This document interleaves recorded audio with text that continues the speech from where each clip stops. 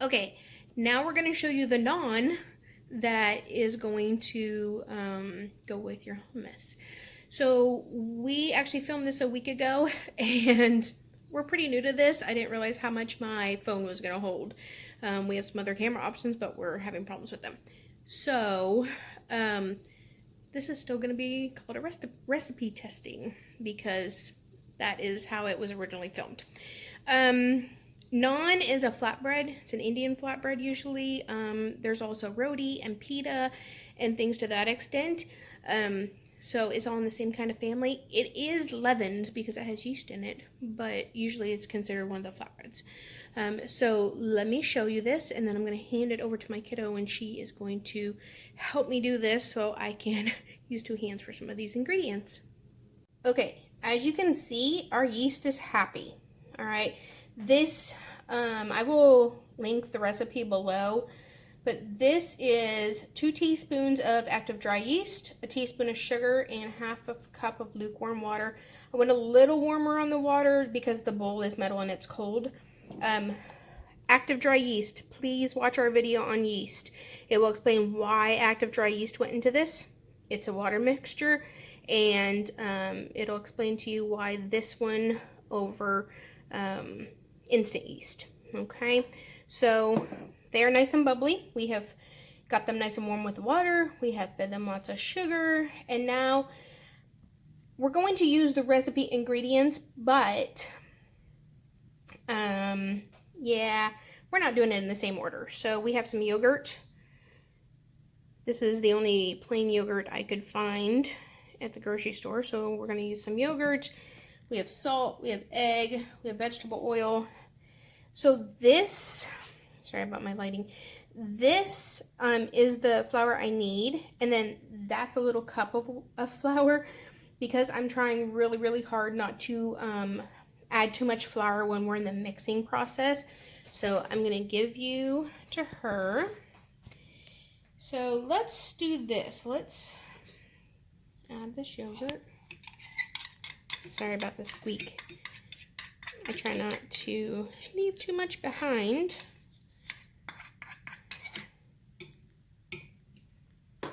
Okay. Whew. We're going to add our egg and our vegetable oil. Help it along a little bit because we don't want to leave too much behind. I love this little measuring cup. It's awesome. And then we're going to put our salt in here. That was some pink sea salt. I use that in all of my breads. We're going to just hopefully not make too big of a mess. And it's not mixing real well, as you can see, but it will once we start putting the flour in. Alright, so that didn't work fantastically well, so we're just going to move on to adding some of this flour. I'm going to go ahead and see if I can add it all. Okay. I'm making my notorious mess in the background. Alright. So, if you know anything about KitchenAids, you gotta try not to wear the flour. We're gonna start at a 1. KitchenAid always has you doing a 2, but 1, it's not real thick right now, and 2, if you go immediately to a number 2, you're gonna wear this. So, I'm gonna pick it up. This will all start to come together into a nice ball, and then we're going to knead it for several minutes, usually about 7 to 8 minutes. I'll add, as you can see, I got a tablespoon because I'm trying not to add too much flour. I'm notorious for adding a lot of flour to my breads, way more than the recipe calls for. So, as you can see, it's starting to come together. It looks like it's dry, but once it really gets to going, it's not going to be. It's going to start sticking everywhere.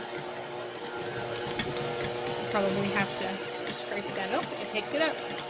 The nice thing is sometimes it'll just pick itself up. So we're going to go ahead and we're going to knead this for about 7 minutes. I'm going to add little bits of flour here and there, and then I will come back and show you what it looks like and what we do next. That's the wetness in the bottom I told you would pick up. I haven't added any flour. So you can see that it has cleaned the sides of the bowl, but it is definitely wet on the bottom, so I'll be adding a little bit of flour and see if it'll pick it up. You can also scrape it down, add flour on the top, and then let it mix in that way also, so it's not all stuck to that kneading hook. Okay, so when you knead dough in one of these machines, you need about half the time, give or take, depending. This is actually really, really nice. I only added like 2 tablespoons, which would probably be equivalent of what you would use if you were kneading this on a countertop, which would need floured. So it looks like it's sticky, but it's actually not. It's just what dough does, but it doesn't really have a sticky quality to it. It's actually nice. It's a really, really pretty dough. So, really pretty dough. And then I have avocado oil in here because it has no flavor. So we're gonna put it down in, spin it around, flip it, spin it around, and then it gets a lid so that it doesn't get a crust on it. And it's going in my proofing oven for 30 minutes and it'll be done. You'll have to ignore my stained counters. This house is we bought with the counters like that. Anyway, the dough is beautiful. Very excited about it.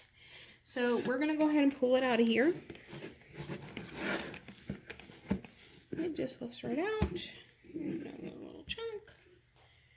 Okay, so I don't believe in punching down dough because it really didn't do anything to you. But what we're going to do is kind of try to get it into a square. We want 12 pieces out of this. So this is just a bench scraper. You can clean counters of flour with it, and obviously it cuts. These are not all going to be equal, obviously. They're supposed to be, but they're not. So I'm just going to pull all these down. See how it gets nice and pretty.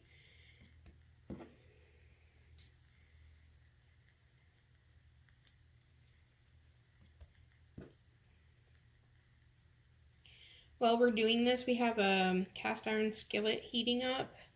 I have it on a lower setting because I have 12 of these to do. Ooh, that's really big.